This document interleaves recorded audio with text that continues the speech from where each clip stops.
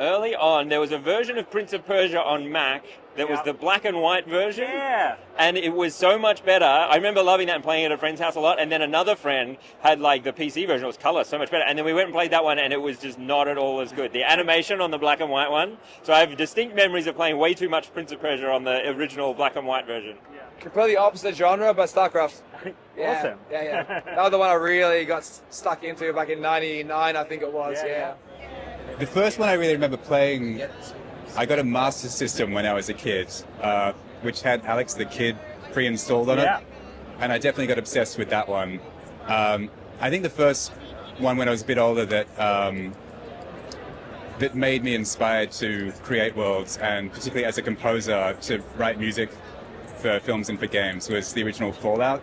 And that just had such a strong atmosphere. It was sort of quite slow-paced compared to a lot of games at the time, and had this really interesting abstract ambient soundtrack to it that really helped create this sense of another world.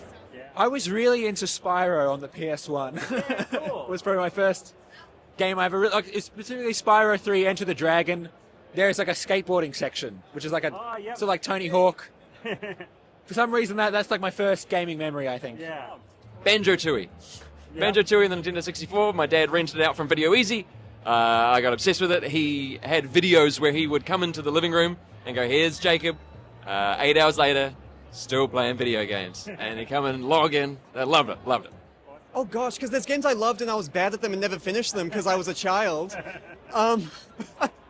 I think it was Tetris. Yep. I think it was Tetris on the Nintendo 64 specifically. I just loved that. I don't know why. I was just a little kid loving Tetris. And then I think that has translated more than I realized. I'm only realizing now. It's all that shape rotation that we have in the game. Back when I was little, and I'm quite old now, there was a PC game called Rockford I loved to play. Yeah, right. And I think I'll always remember that as my favorite game. Yeah, cool. Zelda. Yeah. I'm still a huge Zelda fan. Playing the new Zelda right now. Love it. I had a 20-hour flight, so I got a lot of good Zelda time in. So. Has to be Vampire the Masquerade Bloodlines. Oh, yeah.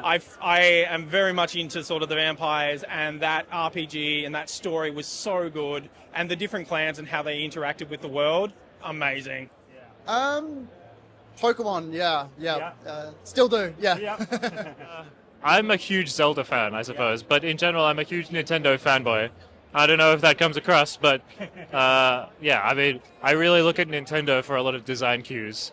I'm trying to keep the game really accessible, so a younger audience can pick it up, but also people, maybe 30 to 40 years old can also pick it up and find they'll feel competitive or they'll feel like it's challenging. I mean, one of my favorite Zeldas is probably Wind Waker. Wind Waker is one of my favorites. I really like kind of relaxing video games, which doesn't really come across here, again, but also party games. So, I got really into Overcooked. A friend of mine actually made Boomerang Fu, which is a super amazing game, and I played a bunch of that.